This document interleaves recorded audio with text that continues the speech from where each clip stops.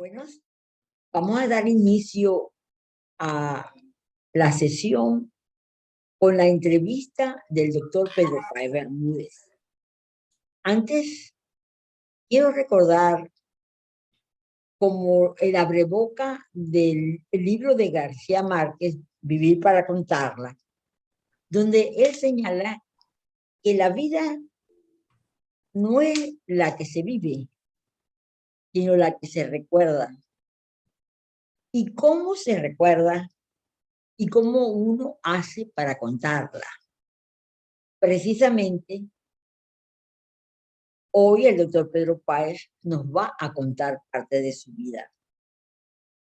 Nuestro ilustre profesor que conocimos en el Hospital Central, cuando cursábamos medicina interna. No es fácil atar la entrevista con el doctor Páez porque se genera una interacción humana donde se mezclan elementos del pasado, del presente, y es necesario escudriñar qué es lo realmente trascendente y qué es lo efímero. Recordamos aquellos momentos donde nos reunía en la plaza del Hospital Central y surgía un coloquio muy nutrido de notas clínicas, de anécdotas sumamente cargadas de humor, que generaban la sonrisa y hasta carcajadas en nosotros. Y quizá un atajo en oportunidades de incredulidad. El doctor Páez Bermúdez es una figura muy importante en nuestros estudios médicos. Pasaremos a señalar que inició y nació en Santa Rita, en el estado Zulia, Venezuela, el 13 de noviembre de 1926. Su educación primaria fue en el Colegio Sucre, de influencia judía. Era difícil trasladarse porque no existía sino los ferries. Eran tiempos de la llamada chanfaina, el gofio y el alimento llamado vitamina. Fue una educación muy esmerada en un colegio mixto. Su secundaria fue principalmente en el Liceo Baral. Luego inicia sus estudios de medicina en los Andes, pero prácticamente su educación médica se da en la Universidad Central, donde se gradúa el 2 de agosto del 51, la promoción del doctor Pastor Oropesa. Realmente el grupo de profesores fueron de una verdadera excelencia. Estaban Boris Bocio, Eduardo Crema, el doctor Jesús Enrique Lozada, el doctor Sanabria, Jacinto Convit, Pérez Carreño, Domingo Luciani, Francisco de Venancio, Félix Pifano, Méndez Limón, entre otros. Otra cosa importante es su vida de pareja. Tiene 66 años de unión conyugal con Aira Wilhelm Chacín. Ha procreado 2 hijos. Ronald, ingeniero mecánico, y Yanni, abogado. Tiene 5 nietos y ya 2 bisnietos. Es interesante que la universidad en la cual laboró desde el 51 en Anatomía 2 y luego concursó en clínica médica ad honorem, en el 53. La medicina interna la cursó en Pensilvania, enviado por la Universidad del Zulia. También hizo estudios en la Universidad de Michigan. Hizo un fellowship en endocrinología e investigación del cáncer. Y también asistió a la Fundación Cardoso, dirigida por el doctor Leandro Tocániz. Es importante allí los estudios que se realizaron a nivel mundial de los trasplantes de médula para tratar linfomas y leucemias. Un curso muy apretado. La Universidad del Zulia abrió sus puertas. Ya comenté que en el 51 era instructor de anatomía 2, pero Leonardo le propone en el 57 que entre a formar parte del personal docente de Luz. Sin embargo, ese nombramiento lo suscribe nuestro extraordinario rector, doctor Antonio Borja Romero, en el 58, y a quien la promoción de médicos Maíz Vallenilla le debe tanto, especialmente el grupo de Caracas. Desde el año 1963 y en adelante, y luego de una dilatada carrera, llega a ser profesor titular en los años 80. Esos son unos recuerdos gratos de la Universidad del Zulia. Luego hace su carrera asistencial, logra ser médico del Hospital Central. Él, junto con el doctor Nedio Belloso, quien también era obstetra, aperturaron la consulta de medicina interna. Es realmente muy importante ese dato porque puede afirmarse que la medicina interna nace en el Hospital Central. Allí realiza muchas actividades. Crea la sociedad o la asociación de amigos y él ejerce la presidencia. Desarrolla la consulta de medicina interna, la asociación de diabetes, especialmente ayudados por los doctores Orlando y Gilberto Olivares. Y se dedica a entrenar un grupo de médicos de una gran relevancia, como el doctor Rolando Hack, y otros como Gilberto Olivares, que se dedicó luego a la farmacología, el doctor Schompel, el doctor Guillermo Fernández, entre otros. Otro asunto muy importante es que atendió la pandemia, la epidemia de encefalitis equina junto a los doctores Solano Olivares, Gerardo Fernández y Gustavo Prieto. Y una cosa muy interesante, que no se registraron muertes. Otro instituto en el cual él concursó fue el Hospital Universitario. En el Hospital Universitario también se dedicó a abrir una consulta de medicina interna súper organizada, de endocrinología, de metabolismo y de diabetes. La consulta de diabetes tenía una particularidad, que tenía una historia especial, a los pacientes se les podían ofrecer sus medicamentos. Y refundó la Asociación de Diabetes.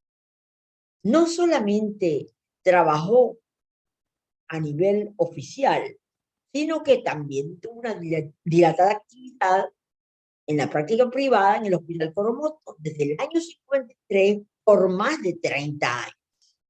También formó parte del plan migratorio de médicos que evaluaban a las personas que entraban en ese plan migratorio de parte de la Embajada de los Estados Unidos, desde el año 53 hasta hace poco, el 2019. Otra cosa de interés es lo que ha logrado a nivel de la Sociedad Venezolana de Medicina Interna, capítulo zuliano. Fue su vicepresidente desde el 62 al 63. 8. Y también fue presidente desde el 82 al 84. Además de eso, las jornadas de llaves de la segunda jornada llevan su nombre. No solamente se dedicó a la parte de, pudiéramos decir, de asistencial, logró completar 50 años de ejercicio en el hospital universitario. Es interesante las publicaciones que nos ofreció el doctor Páez. En investigaciones clínicas hizo un artículo en el 2009 sobre Marfan. Y en el 2007, en la Facultad de Agronomía, hizo un interesante trabajo sobre la verdolaga, en coautoría con su hermana, quien es bióloga, la doctora Alejandra Paz, y otros, González, Vera, etc. Luego hizo un giro en relación más a la parte infantil, cómo mejorar la inteligencia, una especie de coautoría, y los niños del mundo. Debo decir que nos sentimos muy honrados de tenerlo dentro de nuestros docentes. Y el doctor Pedro Páez Bermúdez no solo ha sido un ejemplo para las futuras generaciones de médicos, sino que es un verdadero ejemplo de una familia integrada, destacando la relevancia del papel del abuelo en este mundo que está sometido a una gran crisis social.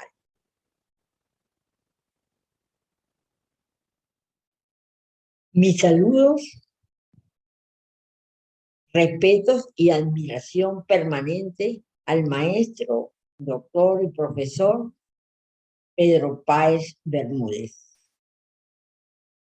Tengo una primera pregunta. Como psiquiatra, como docente interesada en la lectura, que en cierto modo esta generación está un poco a espaldas de ella, y creo que la lectura es el mejor soporte de la soledad. ¿Qué libro la ha apasionado y recomendaría a esta juventud? ¿Qué libro recomendaría? ¿Qué libro?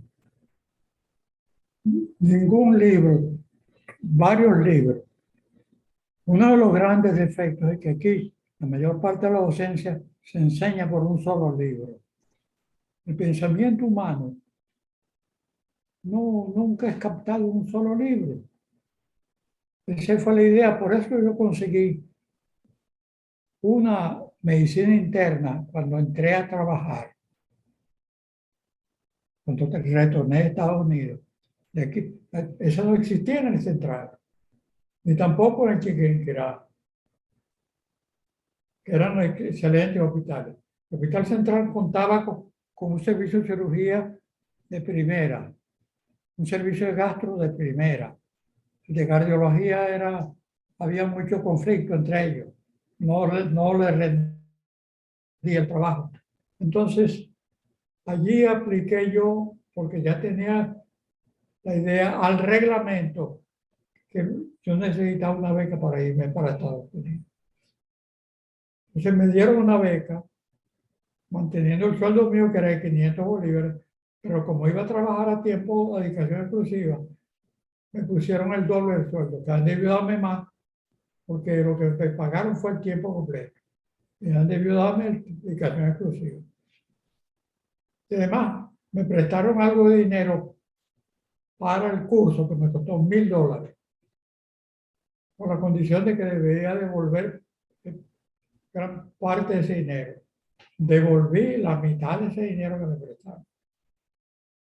Así que no fue totalmente gratis. Tenía una condición, que tenía que trabajar un año cuando retornara a Estados Unidos, o en la Universidad de Zulia o en cualquiera la Universidad de Venezuela que me necesitara.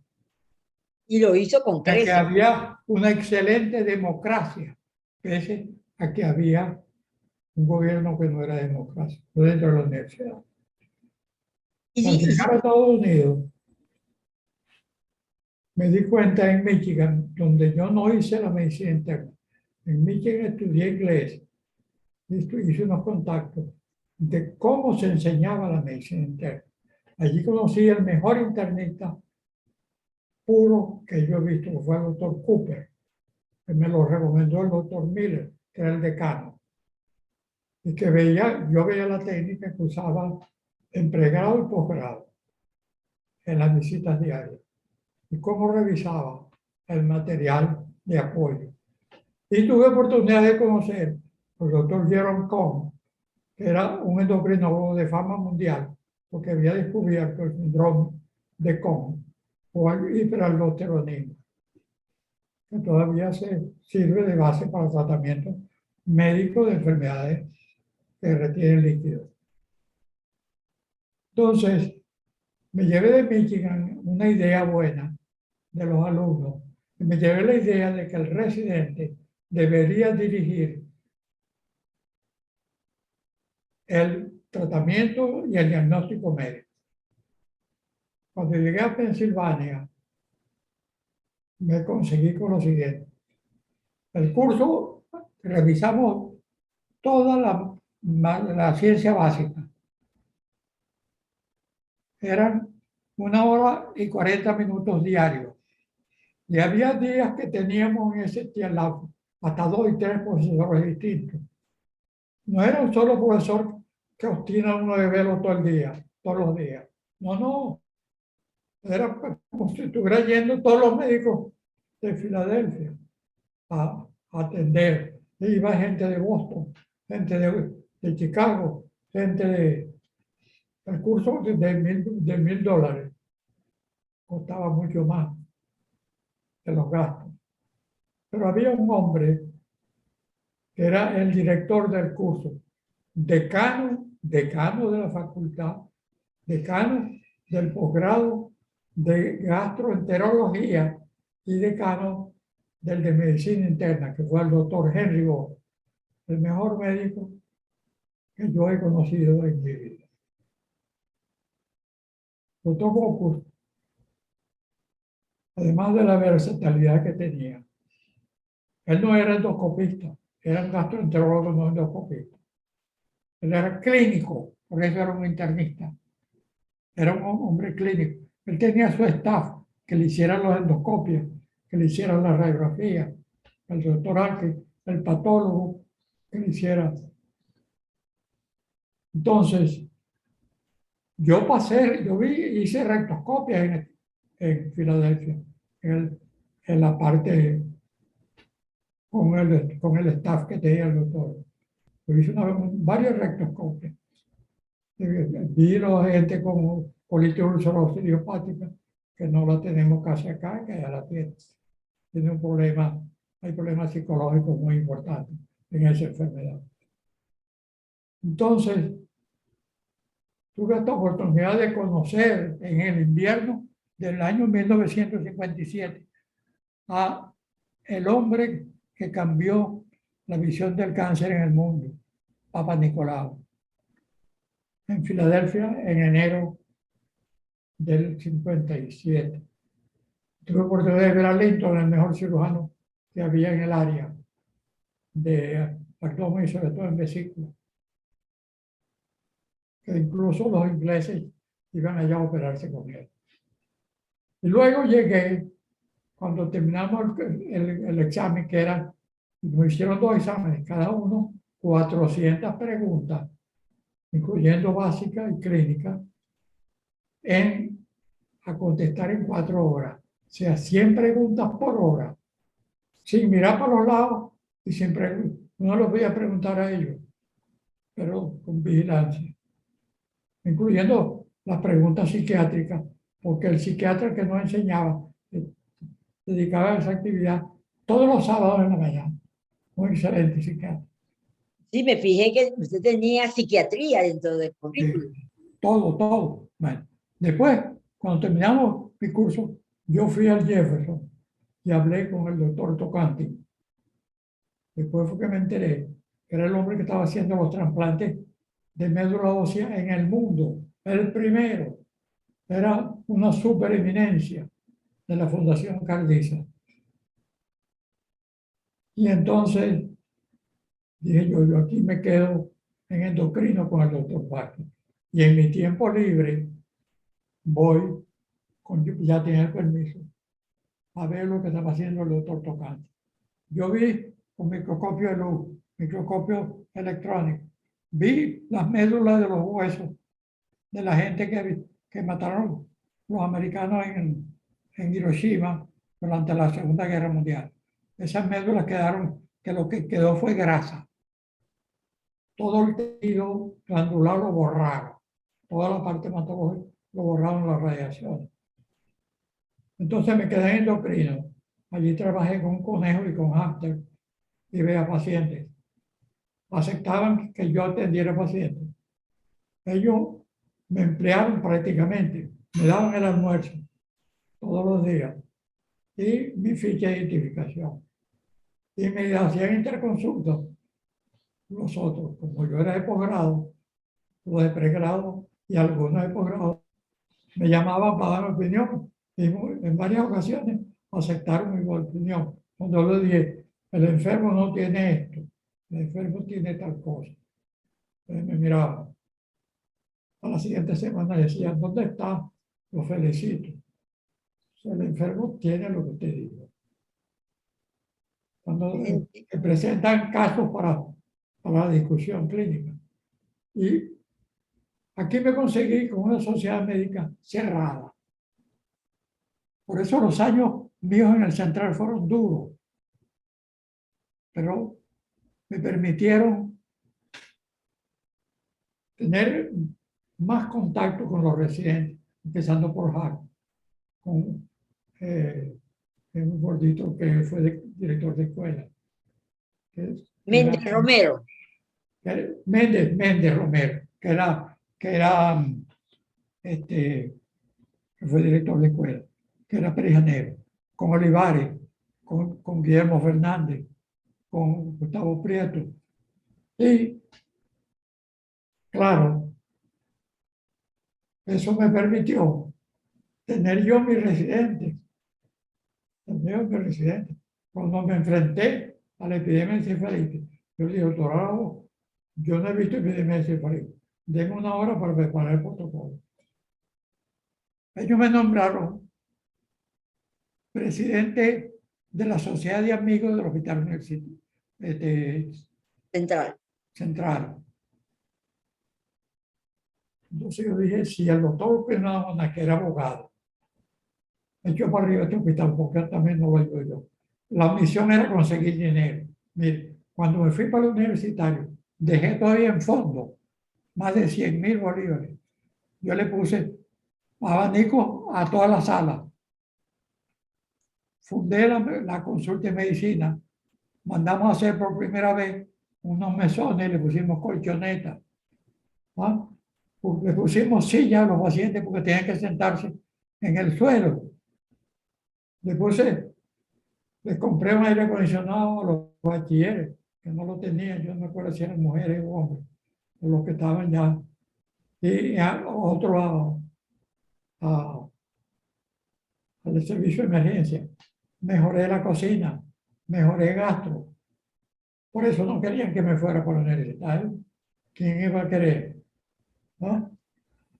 Y allí tuve la primera gran satisfacción con la graduación de Jack, con José Ramón Guzmán, que estando en Caracas me consultaba de vez en cuando, con Rodríguez Iturbe, con ustedes, y con Gustavo Prieto, que murió joven, con Olivares, que era mi residente, pasábamos visita a las 6 de la mañana, algunos días, no todos. Yo le dije, yo no aguanto todos los días, a las 6 de la mañana, pasar visita. Tú vas a hacerla solo 3 veces a la semana, yo hago los otros 2. Y así convenimos con él, porque él no era de medicina interna, él trabajaba en farmacología, en farmacología. pero le interesaba formarse como internet. ¿Cómo haríamos ahora, en este tiempo de hoy, para que las autoridades universitarias optimicen la formación de los futuros médicos? Yo pienso que deben enseñarle a los médicos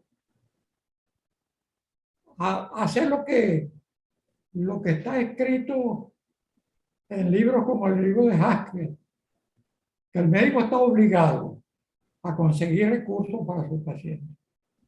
Está obligado a atender no solamente las tres cosas hipocráticas, sino que está obligado a distribuir esos recursos apropiadamente.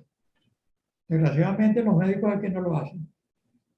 En el libro de Haskell, que es un libro bueno de tratamiento del cáncer, está escrito esos tres principios más. ¿Ah? Y además informar al paciente. Lo que tengo que decirte, no sé cómo decirte cuando tienes que dar una mala noticia. Y utilizar más los médicos en forma conjunta, no tenerlo en isla, como lo tienen ahorita. Todavía lo tienen en isla. Este es profesor de fisiología y no va a dar una fisiología. ¿Pero por qué? Porque no lo podemos ascender a que vea clínica, a que dedique semiología y traemos el de clínica y lo mandamos a fisiología una semana o semanas para que, así que allí falta y sobre todo darle investigación. A mí, nosotros hacíamos investigación en la consulta, como tienen dos ideas. Tenía dos metas. Una, hacer el tratamiento del enfermedad de tiroides sin cirugía y sin yodo. Presentamos el trabajo. Segundo, atender la diabetes. La palabra correcta es diabetes. La palabra diabetes es un barbarismo del lenguaje que no debe ser usado por médicos. Porque de acuerdo con el profesor Uribe Blanco, sacó un libro en la Universidad de Zulia, donde decía que los médicos y los profesores deberían hablar con propiedad, en forma correcta, el idioma castellano. Eso es muy cierto. ¿Cómo haríamos para Ahora es combinar? diabetes. En inglés se dice diabetes y en francés se dice diabetes.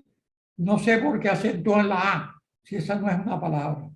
Y la otra palabra que emplean erróneamente es la de despistaje. Despistar significa en castellano esconder, ocultar. La palabra correcta es pesquisa, que significa investigar. Yo tuve oportunidad de ver en Weston, en Estados Unidos, unos muchachitos de kinder metidos en el laboratorio. No se oía ni el ruido de una mosca. Estaban haciendo investigación.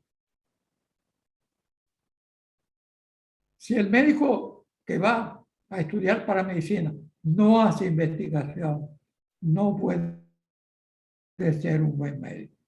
El médico tiene que hacer investigación y consultar sus hallazgos con los demás colegas.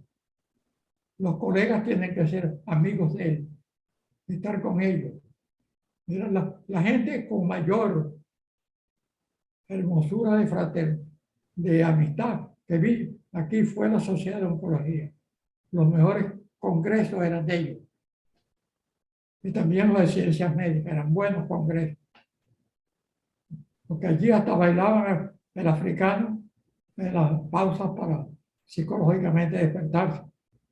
O los profesores que tocaban violín, uno lo tocó en el Caracas Hilton, cuando le fueron a comprar la maleta que se le perdió en el viaje de Londres. ¿No? Y nosotros tuvimos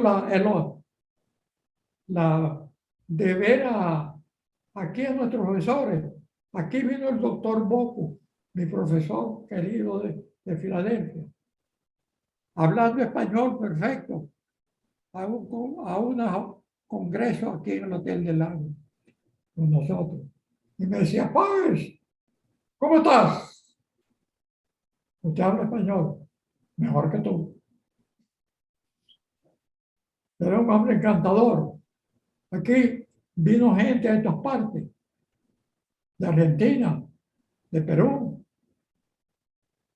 de México. Aquí una vez que les entró la ventolera que los mexicanos eran candidatos a premios Nobel en cardiología, con la solución polarizante. No, después se demostró que no. Ellos repartieron en el mundo la idea, pero la idea era errada. Entonces, yo me concreté a tratar de averiguar por qué se les inflama la arteria a los pacientes diabéticos. Y también por qué el bronquio es tan reactivo en los asmáticos. Y por eso trabajé con omega 3, trabajé con CEGE, con aceite de CEGE, con aceite de oliva, con verdolaga. Desde la última publicación lo hicimos en Ciencia. Porque si tú no investigas en enfermedades que no tienen ahorita tratamiento, ¿qué le estás haciendo al paciente? Mira, en la consulta de diabetes iba a hacer investigación Germán Serrano. Germán Serrano. Iba también Germán Serrano, uno que era de odontología, de la escuela de farmacia, de la escuela de enfermería. Yo fui profesor ad honorem de la escuela de nutrición de la universidad. Daba también clases en enfermería. Y no solamente en la de enfermería de la Universidad de Zulia, sino también en la Hospital Coromoto. Me sentía feliz. En odontología a mí me llevaron para darle las clases de patología bucal. Y ahí le sugerí que nombraran un internista para que los ayudara. Me hicieron caso en la facultad de acá. Pero ahí tenía yo un amigo grande que era los esposos de Güey.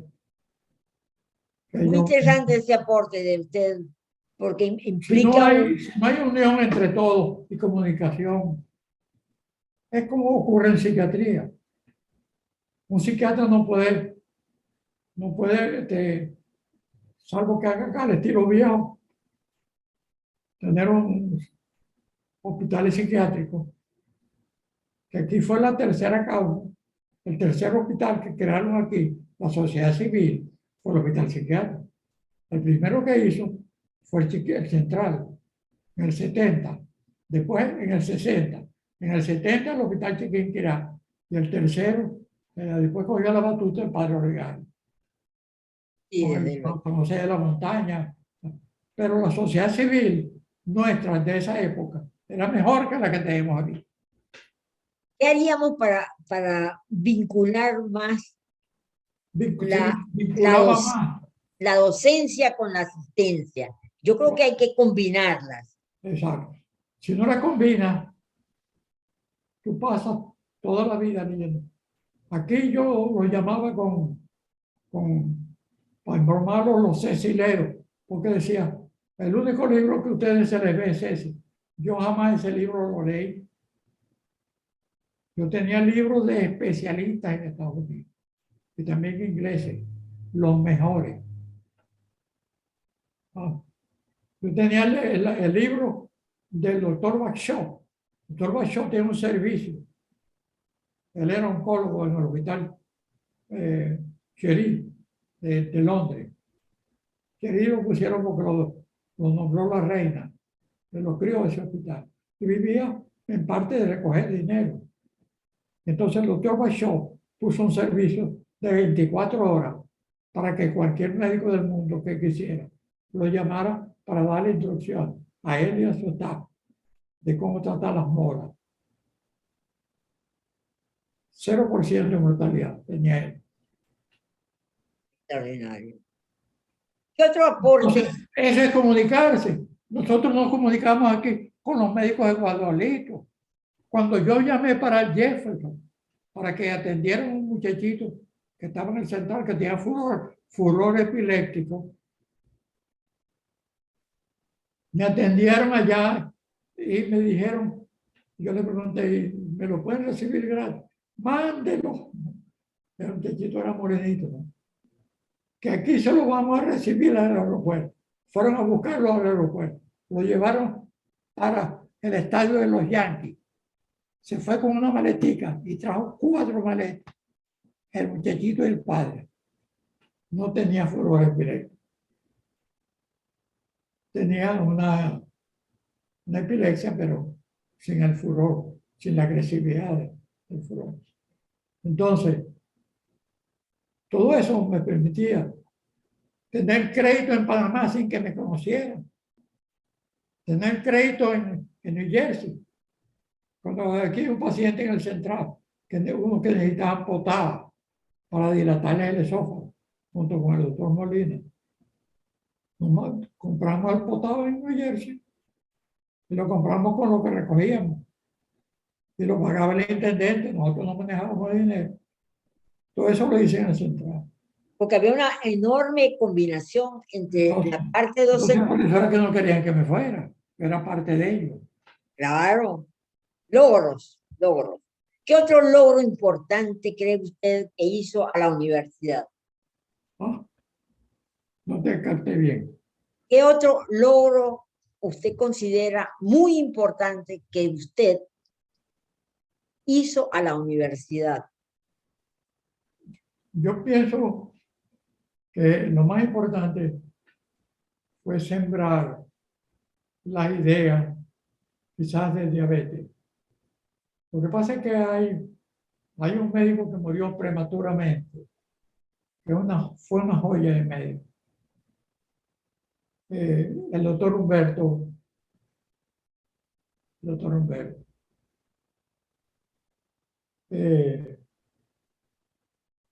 Yo le llené la visa aquí, Humberto Balbuena, y lo vi tan sano ese día. Pocos meses después me dijeron que había muerto. Le salió una enfermedad y decidió no tratarla. Pero él enseñaba a los médicos, a sus alumnos el por qué era grande el ser médico. ¿Por qué era importante y grande ser médico? La razón de ser. Entonces, el médico que tenemos que nombrar en la universidad y educar es un médico que conozca la medicina del mundo. Se ponen de acuerdo, uno va a estudiar más de esto que esto, pero tienen que ser amigos, no encerrarse en un consultorio de 8 a 12 y de 12 a 6. Y nada más que ver a los 2 o 3 médicos amigos que están alrededor. Así, a él se le va a olvidar la medicina. Y él insistía mucho en la parte nutricional del paciente, el doctor Humberto. Pero a los enfermos hay que explicarles. Maracay Ibero le gustan mucho los fritos. Mire, de mí me dijeron después que cuando yo regresé a Estados Unidos, había tanto desconocimiento que yo les hablé de que había conocido en Estados Unidos las lágrimas artificiales. Entonces dijeron que eso era, dijeron después que terminaron las clases allá en el central, los grupos de ustedes, que eso era mentira mía. Porque ellos no más que veían el mundo de un solo libro que les dieron para estudiar, como el libro de Mantilla, ese que veía uno cuando estaba. Entonces, ¿para qué tenían biblioteca y para qué tenían revistas? Y había, cuando uno llevaba un invitado, se lo ingeniaban en forma de chisme y te desacreditar en la escuela. ¿Por qué se hizo médico, doctor Páez? ¿No? ¿Por qué se hizo médico?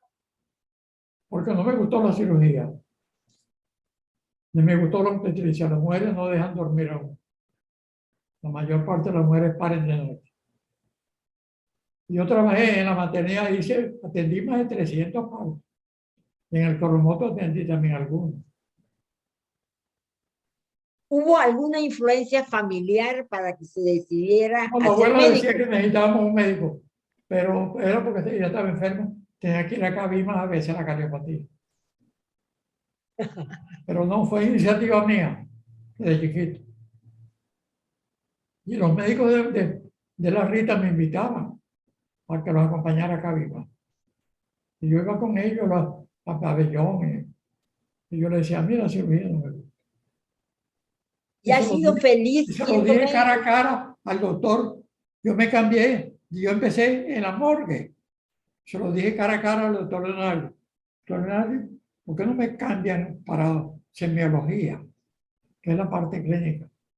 Y el doctor después hubo una cuestión, concursé y gané. Entonces me pasaron para semiología. Entonces yo metido allí entre formol, que no iba a ser cirujano, ni me interesaba la base, quedarme como básico. Bueno, Una hora después, finalmente, una hora después tenían nombrado el que me iba a sustituir en anatomía, porque había varios que estaban interesados por la parte de cirugía. finalmente, doctor Bermúdez, su familia integrada, ¿qué puede decirnos en su papel de abuelo? No, yo los he ayudado a todos, dándoles apoyo. Y ellos me ven como padre, como abuelo, como hermano. Y yo los quiero a todos. ¿Y cuál ha sido el secreto para tener esa familia tan bella y educada? ¿Qué mensaje le podría dar a la generación actual? Bueno, buscar un ideal. Buscar un ideal. Yo en el camino de la vida lo digo. Y eso solo pasé a médico. Buscar un ideal en la vida. Pero mientras no eduquen a la población que está en los barrios, ahí no hay vida. Porque hay que salir del barrio. Por una razón. De noche, y sobre todo con estos apagones, ¿qué vas a hacer? De día tienes que trabajar. ¿En qué universidad vas a ir? ¿O a qué liceo vas a ir? Bueno, le agradecemos muchísimo esta intervención. Usted ha sido un hombre exitoso, ha sabido unir su ideal, su talento, la formación de una familia y luego llevarnos estos bellos recuerdos de hoy. Muchísimas gracias. A la orden. Gracias. Gracias por invitarme. Y que en esa reunión que van a tener, recuerden cada uno como si fueran jóvenes. De acuerdo. Para que tengan el recuerdo de cuando eran estudiantes allá en el central. Muchas felicidades. Igual, Larga vida. igual, gracias.